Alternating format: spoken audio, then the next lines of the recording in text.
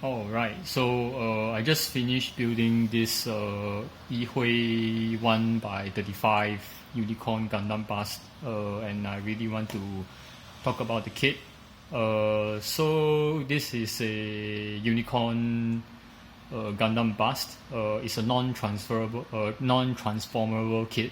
There is a transformable Banshee 1x35 kit out there. But this is a non-transformer version, meaning you can't transform it into the non-destroy mode. Okay, but I think they made the right decision not to go with that, because the other kit seems to be a bit flimsy due to the transforming mechanics. Okay, so for the kit itself, some things about it that I like is that I think that it's a very well engineered piece of kit. If you compare it to Bandai kit, if you straight up just assemble it, the parts fit I would say is 9 out of 10. If Bandai kits are 10 out of 10, there are some minor issues getting parts to go where they are supposed to go. But by and large, it's a very well engineered kit. All the pieces fit together once you get them to fit. They are tight, there's no loose parts anywhere. I placed the 1x144 kit and a 1x100 kit here for size comparison. So let me just move them out of the way so we can get a better look at the bust.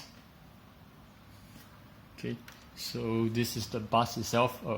The head is loose because I took it out to show you the head actually. So, okay, the one thing that I like about this kit is if you have ever owned a large scale Gundam bust kit like the High Nu or the Nu Gundam kits, you know that the face tends to be a bit dorky, if you know what I mean. But I think they got the proportions for the Unicorn Gundam spot on. Okay, everything is just the right proportion. Okay, so for a non-Bandai kit, okay, I think it's fantastic. I personally own all the large-scale Strike, Sazabi, High Nu kits. I think this really has the best proportion, okay, out of all of them.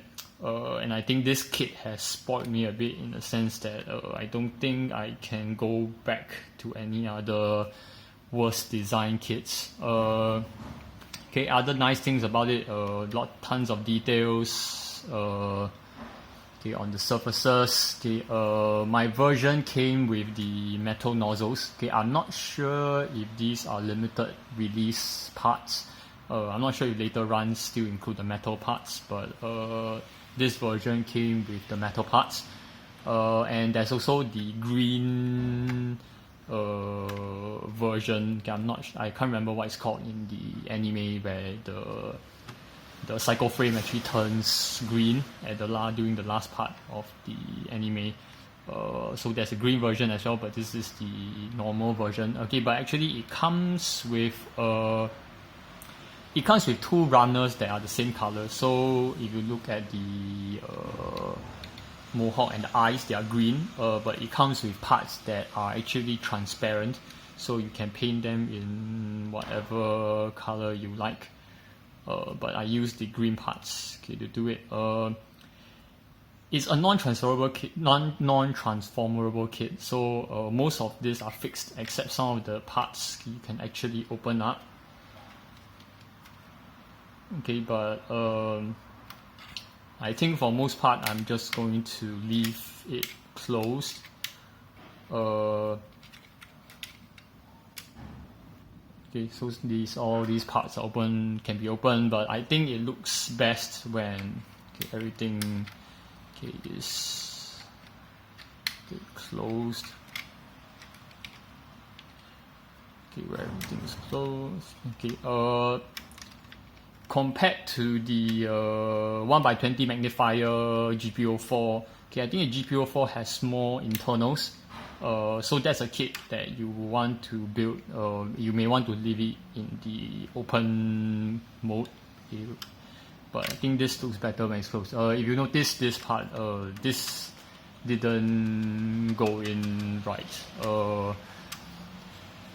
So this is a minor gripe. I couldn't figure out how to get the whole thing to go down. So this part on the sample photo should be flush with the top armor part, but not the big deal. I'm not sure if I didn't apply enough force or the parts didn't fit correctly. I try not to use too much force as I was scared that I might break the part, so I just left it as. But I think the gap doesn't look too bad. It gives it the kind of feel where the armor pieces are not together, especially since this is in the destroy mode.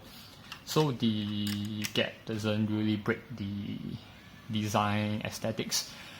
Okay, things that minor complaints. Before I get to the complaints, one more good thing about this is there's a fair bit of undergating.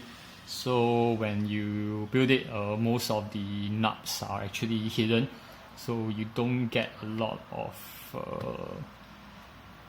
nuts that are showing up on the external parts, which is good, but it could be better.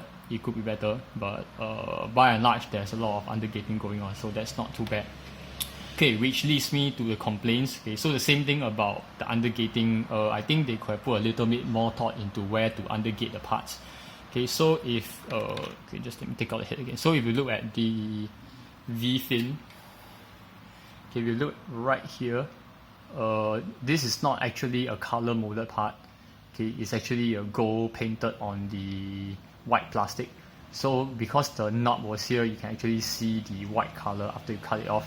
So they could have easily put the knob under this piece, which is a different white piece, so you have covered up, so the whole thing would just look gold. Some very minor issues like that all around, okay, but not a big deal. Okay, just it could have been better.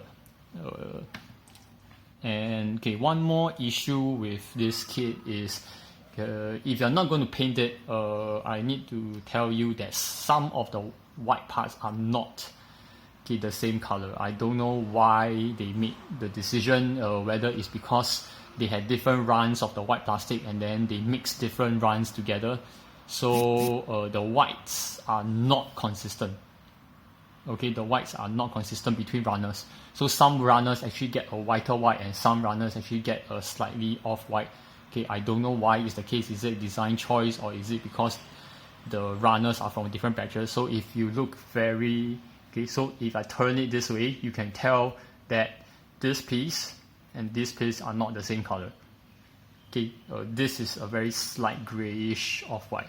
Okay, so this is white, this is a grayish color. You can tell that these parts are slightly grayish.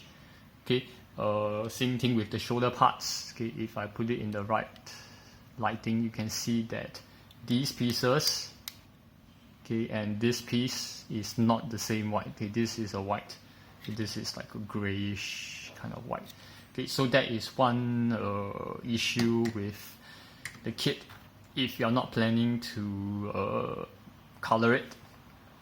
Okay, so but other than that, for the price, I think I got this for around 110 or 120 Singapore dollars. Okay, I think it's absolutely worth it.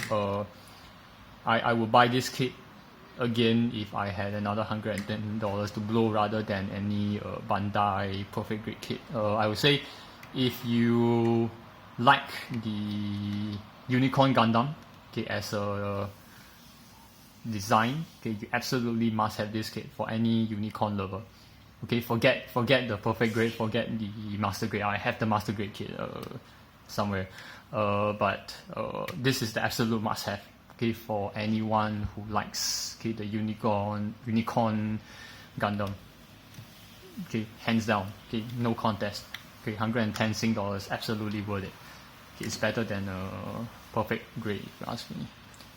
Alright, that's all. Thanks.